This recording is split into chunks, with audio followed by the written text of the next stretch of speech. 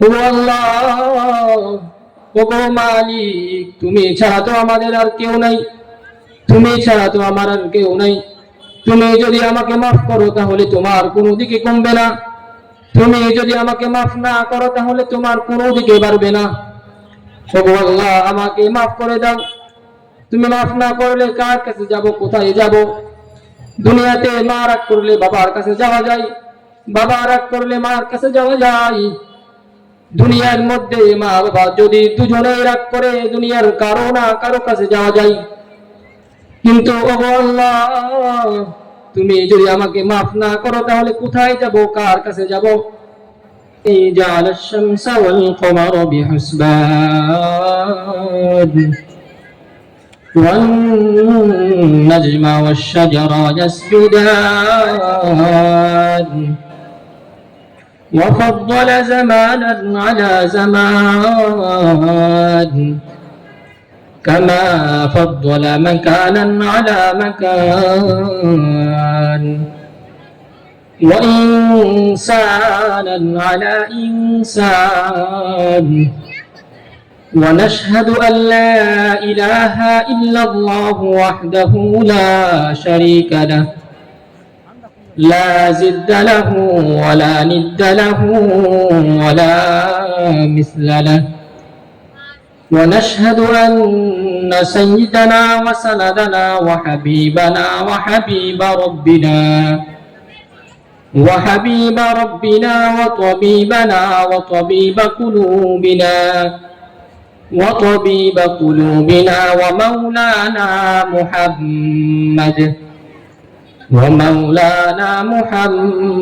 محمدا عبده ورسوله الذي أرسله الله تعالى بالحق بشيرا ونذيرا. أما بعد فأعوذ بالله من الشيطان الرجيم.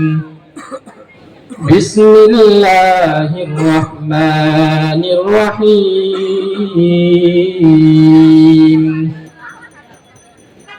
وقضى ربك ألا تعبدوا إلا إياه وبالوالدين إحسانا.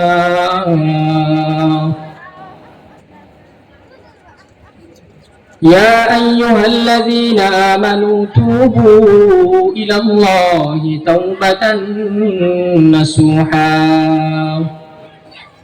فقال النبي عليه الصلاة والسلام صدق الله العظيم.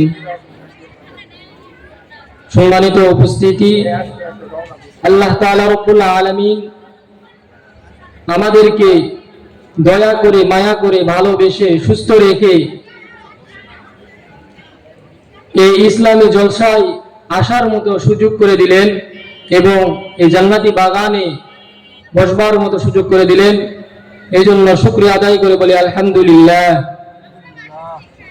আল্লাহ তাআলা রব্বুল আলামিন আমাদেরকে চাইলে অন্যান্য জায়গায় রাখতে পারতো, বিভিন্ন জায়গায় রাখতে পারতো, কিন্তু আল্লাহ তাআলা আমাদেরকে এই জান্নাতি বাগানে বসাইছেন এবং কিছু কথা শোনার জন্য তৌফিক দান করছেন।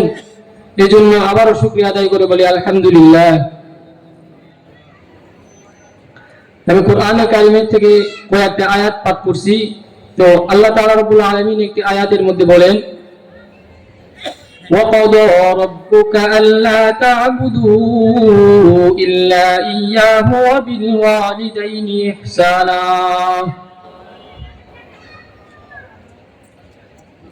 আল্লাহ তাআলা রব্বুল আলামিন কোন দুনিয়া বলেন, বান্দা তুমি দুনিয়াতে যাওয়ার পর আমি রবের গোলামি করবে এবং মা বাবার সাথে ভালো ব্যবহার করবে। কিন্তু আমরা রবের গোলামি তো দূরের থাক, আমরা অন্যান্য যেগুলো পীর মাশায়েখ আছে এদের গোলামি করি এবং মা বাবার সাথে ভালো ব্যবহার দূরে থাক, মা বাবার সাথে এমন বেয়াদবি করি যেগুলো বেয়াদবির কোনো ক্ষমা নাই। ইতিহাসের পাতায় লেখে এক যুবক এক মাইয়ার প্রেমে পাগল হইয়া দূর বহুদূরে চলে গেছে, মা বাবার কোনো খোঁজ খবর লয় না। যুবক যখন বিদেশে যাবে মা বাবা যেগুলো মা বাবার যেগুলো সম্পত্তি ছিল, জায়গা জমি যেগুলো ছিল, সেগুলো বিক্রয় করে সন্তানকে বিদেশে পাঠিয়ে দিছে। কিন্তু সন্তান বিদেশে যাওয়ার পরে মা বাবার কোনো খোঁজ খবর লয় না। নেটের মাধ্যমে একটা মাইয়ার সাথে প্রেম হয়ে গেছে। এমন করে যুগ যুগ চলে গেছে, যুবক মা বাবার কোনো খোঁজ খবর লয় না। যুগ যুগ চলে যাওয়ার পর যুবকের যৌবন নষ্ট করে দিছে আল্লাহ। বান্দা, তুমি দুনিয়াতে যেখানে গুনাহ করো, তুমি যেখানে খারাপ কাজ করো, কিন্তু আল্লাহ তাআলা রাব্বুল আলামিন তো দেখতেছেন। রব্বে আহকামুল হাকিমিন, আল্লাহ তাআলা রাব্বুল আলামিন তো দেখতেছেন। আল্লাহ তাআলা রাব্বুল আলামিন যুবকের যৌবন নষ্ট করে দিছে। আল্লাহ তাআলার ওই বান্দাকে শ্বশুর বাড়ি থেকে ঘাড় ধাক্কা দিয়ে বের করে দিছে। আল্লাহর ওই বান্দার আর যাওয়ার কোনো রাস্তা নাই। বান্দা তখন চিন্তা করলো, দুনিয়াতে তো আমার যাওয়ার আর কোনো রাস্তা নাই, কোথায় যাব, কার কাছে যাব? তখন বান্দা চিন্তা চিন্তা করতে করতে মনে পড়লো যে অমুক গ্রামে আমার মা বাবা ছিল, সেখানে যাই, দেখি দুনিয়ার সব মানুষ যদি ফিরাই দেয়, কিন্তু মা বাবা কখনো ফিরাই দিবে না। যুবক তখন লাঠিতে ভর করে করে অমুক গ্রামে গেল। যাওয়ার পর সেখানে দেখতেছে একটি আঙ্গুর বাগান হয়ে গেছে। সেখানে যুবকের মা বাবার আর ঘর বাড়ি নাই, সেখানে একটি আঙ্গুরের বাগান হয়ে গেছে। আঙ্গুরের বাগানের মধ্যে একটি রাখাল কাজ করতেছে। আল্লাহর বান্দাটা রাখালকে ডাক দিয়ে বলে, হে রাখাল, এখানে তো অমুক ব্যক্তির ঘর বাড়ি ছিল, তারা কোথায়? রাখাল তখন বলে, ভাই, এখানে তো অমুক ব্যক্তির বাড়ি ছিল, এটাও শুনেছি তিনার নাকি একটা ছেলে সন্তান ছিল। ছেলে সন্তান বিদেশে যাওয়ার পর একটা মাইয়ার প্রেমে পাগল হইয়া মা বাবার কোনো খোঁজ খবর লয় নাই। মা বাবার কোনো খোঁজ খবর লয় নাই। যুগ যুগ চলে গেছে, তারপরেও মা বাবার কোনো খোঁজ খবর লয় নাই সন্তান। আল্লাহ তাআলার ওই বান্দা তখন রাখালকে ডাক দিয়ে বলে, রাখাল, তুমি কি জানো ওই বান্দা কোথায় আছে, কার কাছে আছে? রাখাল তখন ডাক দিয়ে বলে, ভাই, জানি না কোথায় আছে, কিন্তু শুনছি কোনো বা ঝড়ের মধ্যে রাত্রে থাকে, দিনের আড়ালে ভিক্ষা করে। আর ওনার বাড়িওয়ালা কাঁদতে কাঁদতে অসুস্থ হয়ে মারা গেছে। বৃদ্ধ মহিলা কাঁদতে কাঁদতে অন্ধ হয়ে গেছে। যাওয়ার পর দেখতেছে মা মাটিতে নিজের আঁচল বিছাই দিছে, দিয়ে বলতেছে, আল্লাহ, দুনিয়াতে আমার সন্তান থাকতেও তুমি আমাকে সন্তান হারা করাইছো, আমাকে বিধবা বয়সে বিধবা বানাইছো। ওগো আল্লাহ, আমার একটা ইচ্ছা, আমি মারা যাওয়ার আগে আমার সন্তানকে আমার কাছে ফিরে পাইতে চাই। এমন করে কান্নাকাটি শুরু করে দিছে। যুবক তখন মা কান্নার সহ্য করতে না পেরে মা বলে ডাক দিছে, মা। জোরে ধরার পর বলতেছে, বাবা, তুই চলে যাওয়ার পর আমার কোনো খোঁজ খবর লস নাই, আমার মনে অনেক ব্যথা ছিল। আল্লাহ তাআলা আমাকে বিধবা বয়সে বিধবা বানাইছে, আমার অনেক কষ্ট হয়েছিল, আমি কাঁদতে কাঁদতে অন্ধ হয়ে গেছি, আমার মনে অনেক ব্যথা। বাবা, তুই আমাকে মা বলে ডাক দেওয়ার পরে আমার অন্তরের মধ্যে আর কোনো ব্যথা নাই, সামান্য মা বলে ডাকার কারণে মাফ করে দিয়েছে। দেখেন কেমন মা, আর আমরা এখন মা বাবাকে কেমন করে কষ্ট দেই। সামান্য মা বলার কারণে, মা বলে ডাকার কারণে মাফ করে দিয়েছে, তাহলে আমরা মা বাবাকে কেমন করে কষ্ট দিই। আল্লাহ তাআলা আমাদের সবাইকে হেদায়েত দান করে। আল্লাহ তাআলা আমাদের সবার মা বাবার খেদমত করার তৌফিক দান করেন। সকলে বলে আমিন। আমি কুরআন কারীমের থেকে আরো একটা আয়াত পাঠ করছি। তো আয়াতের মধ্যে আয়াত বলে, ইয়া আইয়ুহাল্লাযীনা আমানু তুবু ইলাল্লাহি তাওবাতান নাসুহা। আল্লাহ তাআলা রব্বুল আলামিন এর আয়াতের মধ্যে বলেন, তোমরা দুনিয়াতে যেখানে থাকো না কেন, তোমরা আমার কাছে তওবা করো, আমি আল্লাহ তওবা কবুল করে নিব। কিন্তু আমরা মনে করি আমাদের তো বয়স এখনো হয় নাই 15 বছর 20 বছর হয়েছে, আমরা তওবা পরে করব, আমাদের বয়স হোক, আমরা মুরব্বী হই, তারপরে আমরা তওবা করব। কিন্তু না না না, আল্লাহ তাআলা রব্বুল আলামিন কার মৃত্যু কখন রাখছে এটা কেউ জানে না। কিছুদিন আগের ঘটনা, সান্তাহারে মাছের বাজারে 3টা যুবকের মৃত্যু হয়েছে গাড়ির মোটরসাইকেলের অ্যাক্সিডেন্টে। তাদের কি জানা ছিল যে আমাদের মৃত্যু হবে? তাদের জানা ছিল? সব সময় মনে করবো যে আল্লাহ তাআলা আমাকে সামনে মৃত্যু কখন দিবে এটা আমাদের কোনো জানা নাই, এটা মনে করা হবে না যে আমরা সারা জীবন বেঁচে থাকবো। আল্লাহ তাআলা আমাদেরকে একদিন কি একদিন মৃত্যু দান করবেই। তো হযরত মুসা আলাইহিস সালাতু ওয়াস সালামের জামানার এক ঘটনা, একটা বান্দা সমাজের মধ্যে সবচেয়ে খারাপ বান্দা ছিল, নিকৃষ্ট বান্দা। সমাজের মধ্যে এমন কোনো গুনাহ নাই যে ওই গুনাহ সে যুবক করে নাই। তো তার গুনার প্রতি অতিষ্ঠ হইয়া সমাজের লোক তাকে হাত পা বেঁধে জঙ্গলের মধ্যে ফেলে দিয়ে আসলো। বান্দাটা তখন জঙ্গলের মধ্যে থাকতে থাকলো। থাকার পরে বান্দাটার মৃত্যুর আগ মুহূর্তে বান্দাটা আল্লাহ তাআলার কাছে কাঁদতেছে আর বলতেছে, ও আল্লাহ, ও গো মালিক, তুমি ছাড়া তো আমাদের আর কেউ নাই, তুমি ছাড়া তো আমার আর কেউ নাই। তুমি যদি আমাকে মাফ করো তাহলে তোমার কোনো দিকে কমবে না, তুমি যদি আমাকে মাফ না করো তাহলে তোমার কোনো দিকে বাড়বে না। ও গো আল্লাহ, আমাকে মাফ করে দাও। তুমি মাফ না করলে কার কাছে যাব, কোথায় যাব?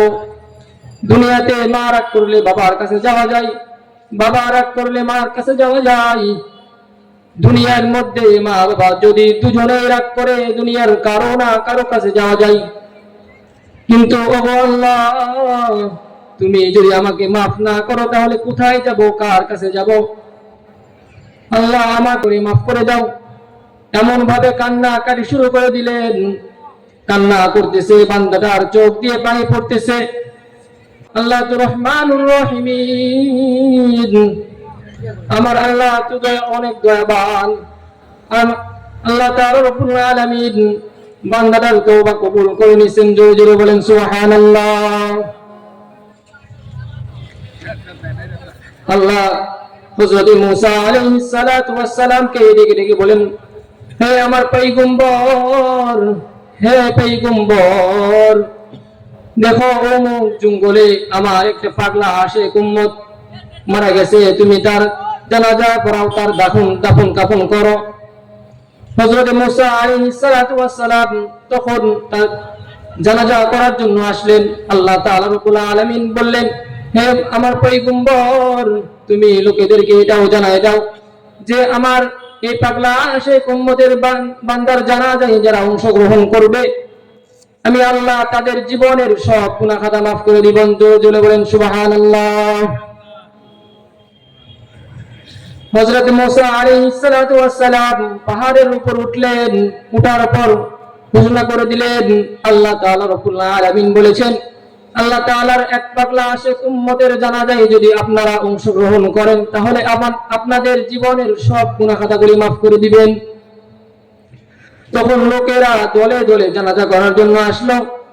জানাজা করার পর লোকেরা হযরত মুসা আলাইহিস সালাতু ওয়াস সালামকে ডেকে বলেন, ওগো আল্লাহর পয়গম্বর, ও পয়গম্বর, যার জানাজায় অংশগ্রহণ করার জন্য আল্লাহ তাআলা রব্বুল আলামিন আমাদের জীবনের সব গুনাহ খাতা মাফ করে দিলেন, এমন ব্যক্তিকে তো একটা নজর দেখা দরকার।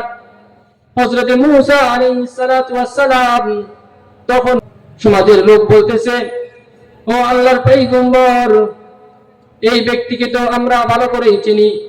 এই ব্যক্তি সমাজের মধ্যে সবচেয়ে খারাপ ব্যক্তিটা ছিল।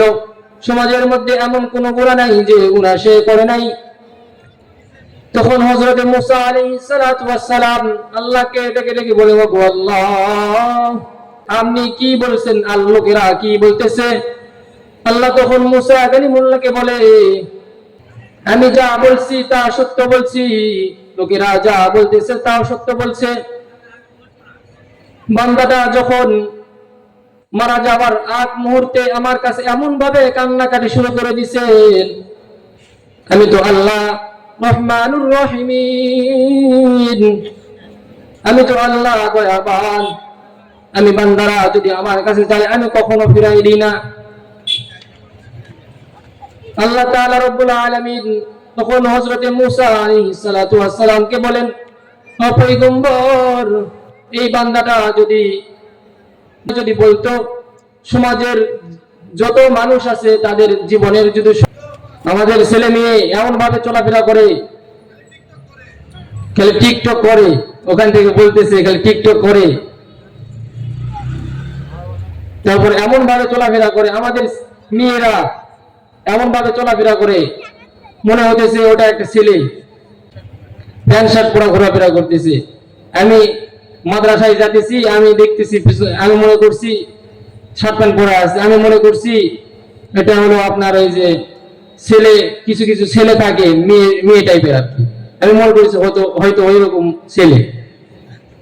পরে সামনে যা দেখতেছি না, ওটা মহিলা, মেয়ে।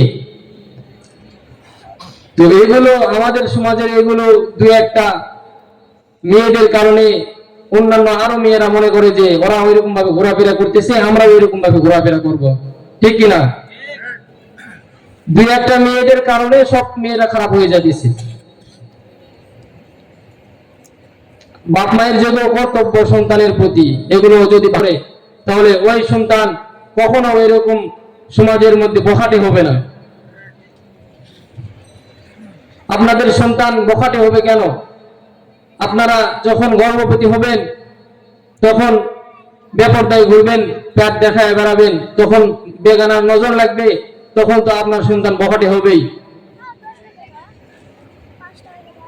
আপনি যদি সন্তান গর্ভে আসার পরে ভালো করে আমল করেন, আমল আখলাক করেন, পর্দায় থাকেন, সন্তান হওয়ার পরে যখন সন্তানকে দুধ খাওয়াবেন, তারা দুধ খাওয়ার আগে অজু করে দুধ খাওয়ানো সন্তানকে, তারপর সবসময় পর্দায় রাখা, এগুলো এরকম ভাবে যদি ভালোভাবে আল্লাহ তাআলার বিধান মতে যদি সন্তানকে লালন পালন করে, তাহলে ওই সন্তান কখনো সমাজের মধ্যে বখাটে হয়ে দাঁড়াবে না। কথা কি ঠিক কিনা বল?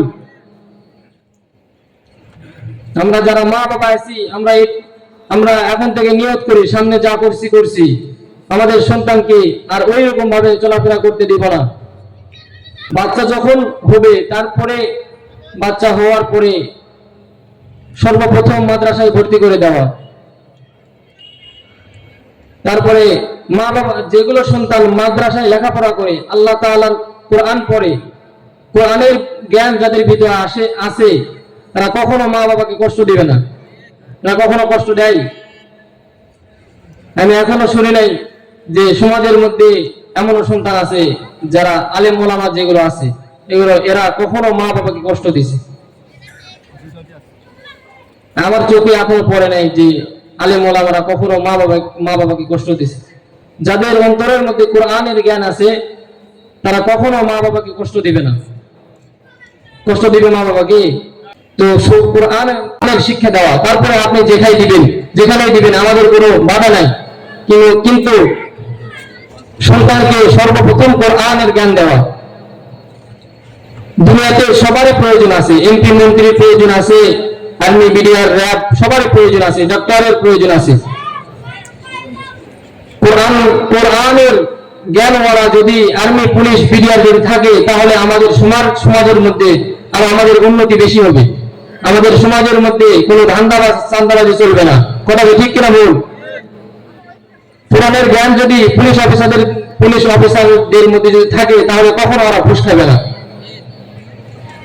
কোরআনের জ্ঞান যদি ডাক্তার ইঞ্জিনিয়ার যেগুলো আছে, এগুলোর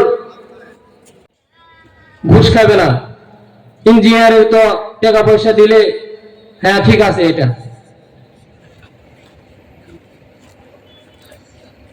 তো যাই হোক, বা সন্তান হওয়ার পরে সন্তানকে কোরআনের শিক্ষায় শিক্ষিত করা, তারপর আরো সন্তানের যেগুলো কর্তব্য আছে সেগুলো ভালো করে পালন করা। তো কিছুদিন আগে আমি যখন মাদ্রাসায় যাই, দেখি মাদ্রাসার সামনে একটা মুরব্বী, একটা মহিলা পিঠার দোকান দিছে। তো আমি মহিলাকে বললাম, ইসলামের শরীয়ত অনুযায়ী তো মহিলাদের ব্যবসা করা এটা জায়েজ নাই, তো আপনি ব্যবসা করতেছেন। তখন বলে, হুজুর আমি ব্যবসা করতেছি, এটা সাদে ব্যবসা করতেছি না। তো তখন বললো, আমার 4টা ছেলে সন্তান, 3টা মেয়ে সন্তান। 4টা ছেলে সন্তানের বিয়ে হয়ে গেছে, বিভিন্ন এক একজন এক এক জায়গায় থাকে, ব্যবসা বাণিজ্য করে, চাকরি করে, আমাদের কোনো খোঁজ খবর লয় না। দুনিয়াতে সবচেয়ে মা বাবা দামি সম্পদ, সে মা বাবাকে যদি আমরা না দেখি তাহলে আমরা কেমন সন্তান? মা বাবাকে দেখতে হবে ভাই। আমরা সবাইকে মা বাবার আমার আল্লাহ তাআলা যেন আমাদের সবাইকে মা বাবার খেদমত করার তৌফিক দান করেন। আমরা সকলে বলি আমিন। তো আমি যেগুলো কথা বললাম, বিশেষ করে আমাকে এবং আপনাদের সবাইকে আমল করার তৌফিক দান করেন।